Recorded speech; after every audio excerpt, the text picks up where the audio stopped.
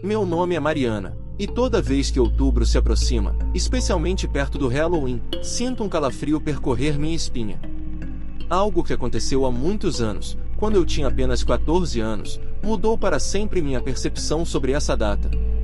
Essa história não é uma daquelas lendas urbanas ou invenções para assustar crianças. O que vou contar aconteceu de verdade em 31 de outubro de 1998. Eu morava em uma pequena cidade do interior chamada Pedra Branca. Era uma cidade tranquila, onde todos se conheciam, e raramente algo fora do comum acontecia. Mas aquele Halloween foi diferente. Meus pais haviam saído para um jantar e, pela primeira vez, me deixaram sozinha em casa à noite.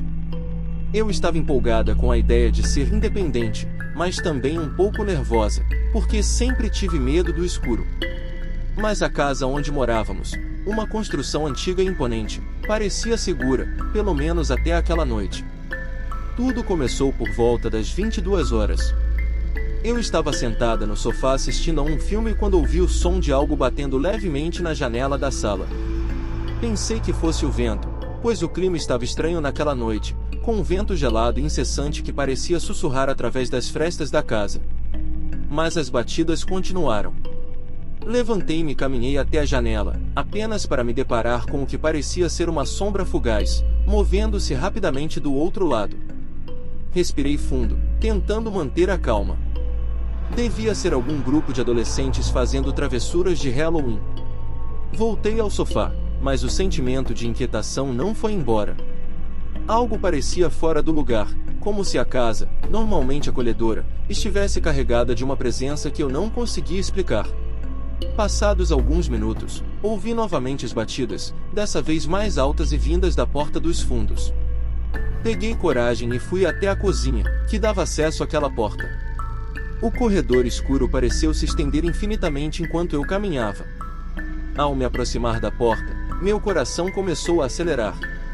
Quando cheguei à maçaneta, hesitei por um segundo, com uma sensação inexplicável de que eu não deveria abrir. "Quem está aí?" perguntei, tentando soar confiante, mas minha voz saiu trêmula. Nenhuma resposta. Apenas o som do vento soprando lá fora.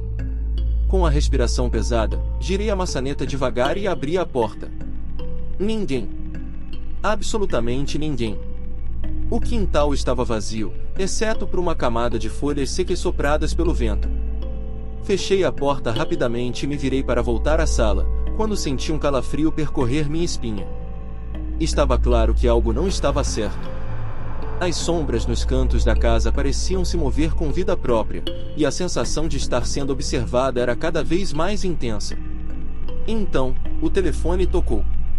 Corri até ele, aliviada por ouvir um som familiar, talvez fosse minha mãe ou meu pai. Atendi o telefone rapidamente, mas do outro lado da linha, havia apenas estática. O som era baixo no início, mas logo foi aumentando, como se algo estivesse se aproximando da linha telefônica, até que uma voz fraca e quase imperceptível sussurrou: "Eu estou aqui." Desliguei o telefone no mesmo instante. Minhas mãos tremiam, meu coração parecia querer sair pela boca. A casa agora parecia apertada, opressiva. O silêncio era perturbador. Estava sozinha, mas havia a certeza de que alguém, ou alguma coisa, estava comigo. Fui até a janela novamente, ao olhar para fora, quase perdi o fôlego. Do outro lado da rua, à sombra de uma árvore, havia uma figura parada. Era impossível ver seu rosto, mas eu podia sentir seus olhos fixos em mim. O que aconteceu a seguir ainda me dá arrepios só de pensar. As luzes da casa começaram a piscar. Primeiro a da sala, depois a da cozinha e, finalmente, a do corredor.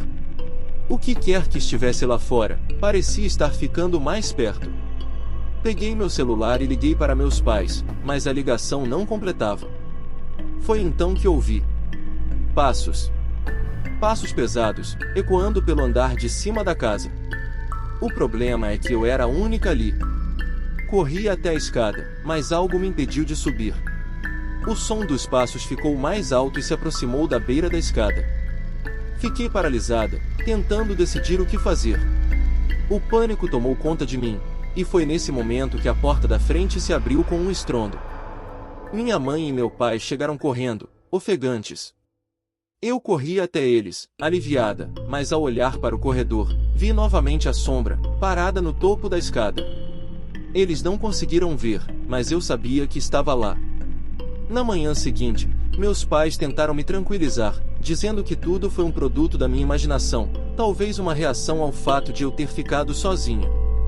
Mas havia algo que eu não podia esquecer.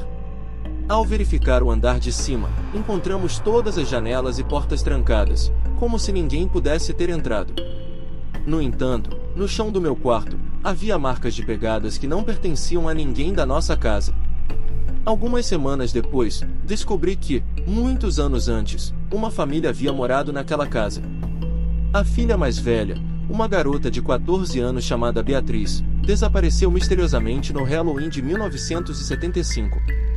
Seu corpo nunca foi encontrado, e o caso permanece sem solução até hoje. Eu nunca mais fiquei sozinha em casa naquela data. E até hoje, sempre que chega o mês de outubro, especialmente na noite de Halloween, tenho a sensação de que Beatriz, ou o que quer que tenha levado ela, ainda está lá fora, esperando, observando.